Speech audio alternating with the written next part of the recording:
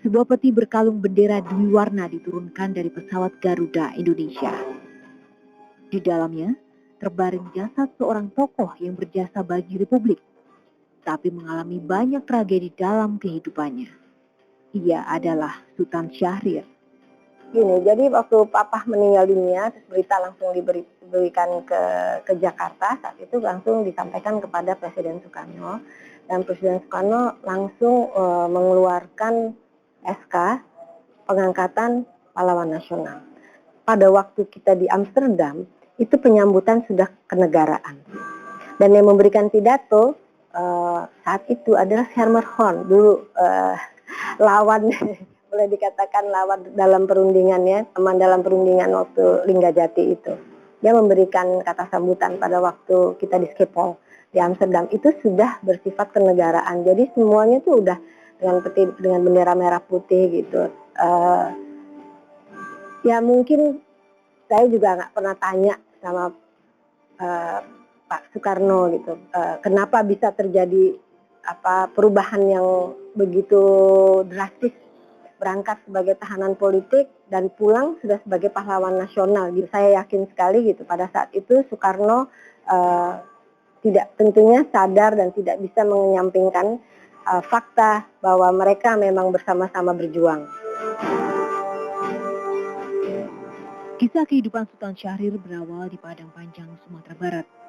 Di kota ini, ia lahir 5 Maret 1909 dan besar di kalangan keluarga intelektual. Ayahnya, Muhammad Rashad Maharaja Sultan, adalah jaksa tinggi di wilayah Medan dan Sumatera Barat. Jarang yang mengetahui bahwa Syahrir itu karena ayahnya itu kalau nggak salah jaksa tinggi ya di Medan. Jadi dia punya hak untuk menjadi sama dengan warga negara Belanda. Jadi dulu itu ada bukan semacam joke, ejekan ya, itu adalah golongan 15 klip. 15 klip itu satu klip 10 sen. 15 klip itu 1,5 gulden. Itu adalah orang yang membayar pajak karena dia adalah orang yang disamakan. Jadi itu juga saya kira juga yang menjadikan dia agak berbeda dengan pemimpin-pemimpin yang lain. Berbeda dengan mungkin kebanyakan orang saat itu, memang dia besar dari keluarga di mana musik, literature, pemikiran-pemikiran barat sudah masuk sejak dia kecil gitu. Jadi kalau dibilang kebarat-baratan, dia nggak kebarat-baratan, memang dia hidup dari kecil memang sudah dalam lingkungan yang seperti itu, exposure-nya sudah dari kecil seperti itu. Berperawakan kurus dengan tinggi badan kurang dari 160 cm, membuat Syahrir dijuluki Bung Kecil. Tapi ukuran badan tak berhubungan dengan kemampuannya. Selain dikenal pandai, Syahrir juga memiliki keberanian luar biasa. Syahrir adalah seorang yang tidak bergaya berlebihan begitu, meskipun ada warna-warni keluarga mampu pada saat itu, dan dia punya perhatian kepada seni, ya, olahraga dan politik. Nah, masalah berani juga ini sesuatu yang ukuran zaman dulu ya. Beraninya itu berani mendekati gadis. Bukan dari bangsa kita sendiri, tapi dari Belanda. Kalau Indo baru separuh-separuh berani lah. Bung Karno kan yang naksirnya. Tapi kalau Syahrir itu Belanda totok malah. Jadi beraninya kelewatan. Keberanian Syahrir terbukti di Belanda ketika menjadi mahasiswa dan aktif di pergerakan kaum sosialis. Salah satu biografinya dari Syahrir itu ditulis oleh Rudolf Mrazek. Ketika aktivitas Syahrir ini sebagai anggota dari pemuda sosialis negeri Belanda itu ada batasnya dong, ya kan? Ayahnya yang tadinya memberikan dana melihat kalau ini kurang termanfaatkan, akhirnya top kesulitan yang dihadapi oleh Syahrir menurut ceritanya Rudolf Mrazek itu, dia mesti cari tumpangan hidup. Salah satu yang terbuka adalah rumah-rumah pemuda sosialis. Di negeri kincir angin tersebut, cinta Bung Kecil berlabuh. Wanita yang memikatnya juga seorang aktivis bernama Maria Dusato. Jadi saya juga dengar ini sebenarnya dari teman-teman mamah dan papah lah gitu ya. Papah itu kan sangat tertarik pada kehidupan politik, berpolitik pada saat itu gitu, dan dia ketemu dengan Soltas ini. Nah, Maria Dusato itu sebenarnya adalah pada saat itu adalah istri dari Soltas ini gitu. Aktivis tokoh sosialis di Belanda. Jadi kedekatan mereka, dan bahkan saya tinggal di rumah itu bersama Soltas, Maria Dusato dan seorang temannya lagi. Dalam perkembangannya kemudian dia jadi dekat dengan Maria, dengan pengetahuan Soltas sebenarnya. Kesan saya adalah keduanya bertemu, tidak pernah diceritakan sampai detail. Keduanya saling mencinta. Dan kesempatan itu datang ketika Syahrir kembali ke Indonesia. Cinta Syahrir tak bertepuk sebelah tangan. Setelah Maria bercerai dari suaminya, mereka berdua pun kemudian menikah. Jadi pernikahan itu akan berlangsung di kota Medan. Ya, tentu saja melalui prosedur Maria masuk Islam dulu, dan akan diadakan upacara perkawinan itu menurut Islam. Tapi pernikahan ini tak berumur panjang. 5 pekan setelah akad nikah, pernikahan Syahrir dibatalkan oleh pemerintah Hindia Belanda. Tapi kan nggak mudah. Seorang wanita yang mungkin sudah bercerai dari suaminya, tapi kan ada prosedur. Dia kan warga negara Belanda. Pemerintah Hindia Belanda pada situ mensinyalir bahwasanya ada hal-hal yang belum beres dalam statusnya dari Maria Ducato, katakanlah begitu, dan itu dipersoalkan. Jadi sebenarnya Belanda yang jahat, Belanda yang memisahkan mereka. Karena Maria itu juga wanita kulit putih, tapi juga mencoba hidup sebagai orang Indonesia ya, memakai baju orang Indonesia, baju kurung lah atau baju kebaya begitu ya, sesuatu yang tidak lazim waktu itu. Hanya berapa hari kemudian Maria Dusato dikirim kembali ke Belanda gitu.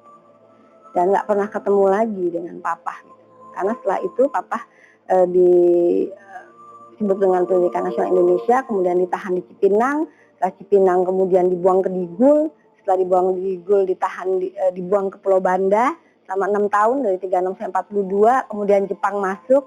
Bisa bayangkan semua kondisi dan ininya tidak memungkinkan mereka tuh untuk bertemu. Sempat ingin melakukan pernikahan ulang dengan jarak jauh. Itu pernikahan Hanskun. Hanskun itu sarung tangan gitu. Jadi simbolik gitu. Tapi nggak berhasil juga.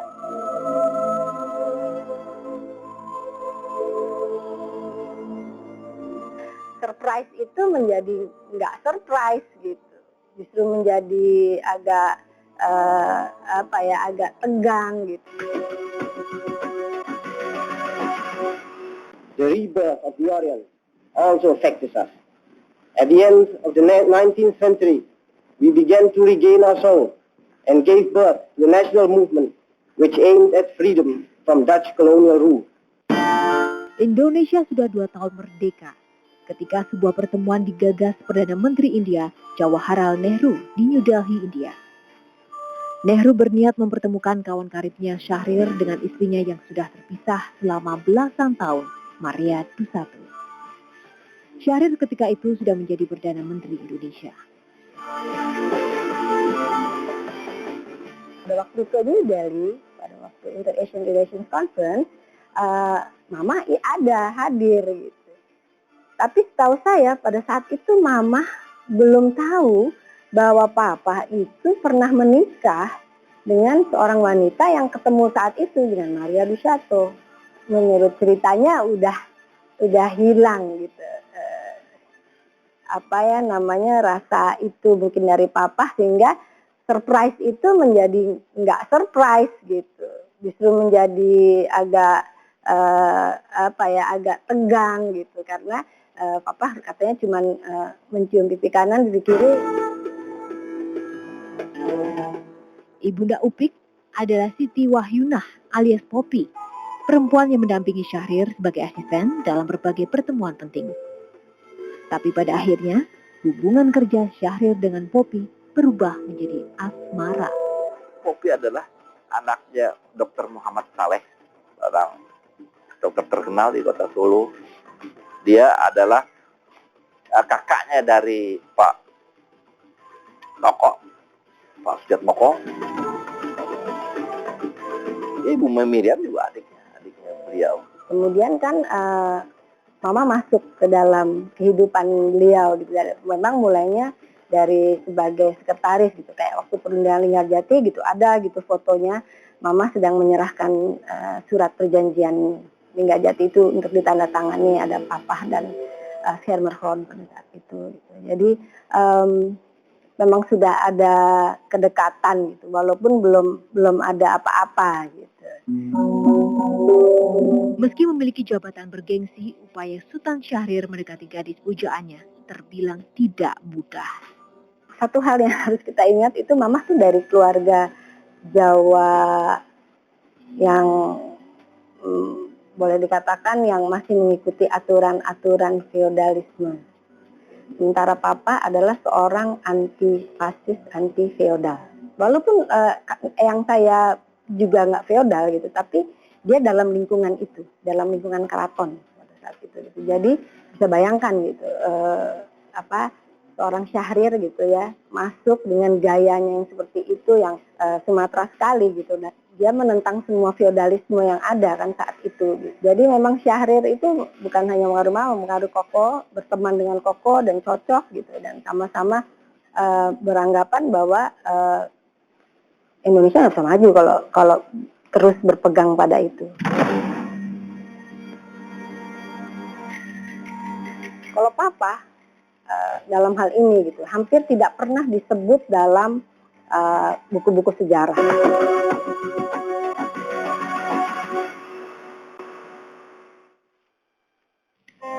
...26 Mei 1951, Sultan Syahrir dan Poppy menikah di Kairo, Mesir, dengan penghulu rektor Universitas Al-Azhar, Abdul Magwid Salim.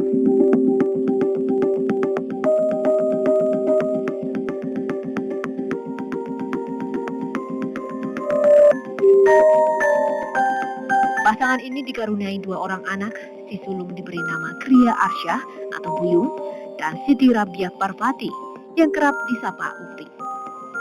Masa kecil anak-anak Syahrir diwarnai trauma ketika sang ayah ditetapkan menjadi tahanan politik, berpindah dari satu bui ke bui yang lainnya. Yang paling traumatis sebenarnya bagi kami keluarga saat itu ya, orang kan nggak tahu gitu tahanan politik itu apa. Orang tuh nggak tahu bahwa Papa itu ditahan tanpa pernah diadili, bahwa Papa itu difitnah tanpa pernah dibuktikan fitnahnya tersebut gitu. Jadi orang kan nggak tahu gitu, taunya anak seorang tahanan gitu. Jadi terutama untuk kakak saya gitu, Buyung yang saat itu sekolah gitu, jadi dia suka menjadi bahan ejekan gitu. Cukup tertekan lah buat kita gitu. Dan secara finansial juga kita kan nggak ada uang gitu, kita hidup susah sekali gitu. Papa difitnah itu akan menggulingkan pemerintahan gitu ya. Fitnah yang sangat nggak mungkin, dan sebetulnya saya bisa baca itu dalam buku hariannya bagaimana dia mempertanyakan gitu, bagaimana bisa saya dianggap melakukan hal itu gitu. Itu berarti saya mengkhianati diri saya sendiri. Pengaruh politik saat itu juga tidak menguntungkan bagi Syahrir karena Partai Komunis yang saat itu cukup kuat benci sekali sama Syahrir. Karena pengaruhnya dia bisa mempengaruhi Masyumi melalui Natsir, dia bisa mempengaruhi militer. Dan jadi pengaruhnya itu yang saya kira dihitung oleh Bung Karno. Dan Bung Karno itu nggak mau setelah pemilihan umum dan lain sebagainya, Bung Karno nggak mau ada rival lagi lah. Bung Karno ingin memegang sendiri, ya. Dia akan memimpin sendiri lah revolusi. Nah, buat Syahrir revolusi ya sudah selesai lah. Jadi udah Hatta dan Syahrir juga waktu itu mengatakan udah selesai lah, kita sekarang membangun aja gitu. Syahrir sangat piawai menutupi suasana hatinya di hadapan anak-anaknya. Ia tak pernah menunjukkan kesedihannya meski berada di dalam penjara. setiap kali kita tengok tuh nggak pernah ada kesan kemarahan atau kesan kesedihan berlebihan atau kekecewaan gitu. Jadi sebenarnya gitu dia juga mengalami kesedihan dan yang luar biasa, terutama dia memang yang sangat cinta anak-anak kan, dan itu juga ditulis dalam buku hariannya bagaimana dia mengecewakan istrinya, mengecewakan anak-anaknya. Awal tahun 1965, di rumah tahanan militer Budi Utomo, Syahrir terjatuh di selnya tanpa diketahui siapapun. Karena terlambat ditangani, kondisi Syahrir kian melemah. 21 Juli 1965, pemerintah mengizinkan Sultan Syahrir berobat ke Zurich, Swiss. Bung Hatta punya banyak andil di sini gitu. Kita bisa berangkat ke Zurich untuk papa berobat. Jadi kemudian papa, mama, dan saya Buyung dengan satu tante yang mengurus kita berdua. Kita masih kecil-kecil sekali saat itu. Dan mama kan tentunya harus mengurus papa. Jadi udah nggak bisa bicara. Tapi itulah saat satu-satunya, ya sedihnya gitu, ironisnya, di mana saya justru merasa sangat bahagia karena bisa berkumpul bersama mama dan papa. Tiap hari bisa berinteraksi gitu. Dan itu satu-satunya masa di mana saya ingat semua gitu.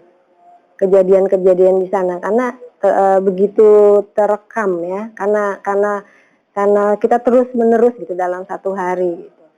Ya, bersama gitu papa, dan papa di situ tiap kali harus ke rumah sakit. Di negara inilah, hampir setahun kemudian, tepatnya 9 April 1966, Sultan Syahrir menghembuskan nafas terakhirnya. Tapi di negara tempatnya berjasa, kisah kehidupannya tak sepopuler pendiri bangsa lainnya. Seperti uang bermata dua, gitu kan. Ada perjuangan, ada diplomasi. Syahrir sangat menguasai suasana ini, di mana gagasan-gagasannya yang didukung oleh Soekarno dan Hatta pada saat itu sebagai presiden dan wakil presiden kepala negara. Silakan Syahrir, coba tempuh jalan. Kita tidak mau didikte, tidak bisa didikte. Kita punya prinsip di dalam perundingan ini bahwasanya Belanda tidak bisa menganggap enteng Indonesia itu. Republik Indonesia itu sudah eksis, sudah ada proklamasi. Saya sih menyayangkan ya, artinya gini, sejarah itu seringkali dibuat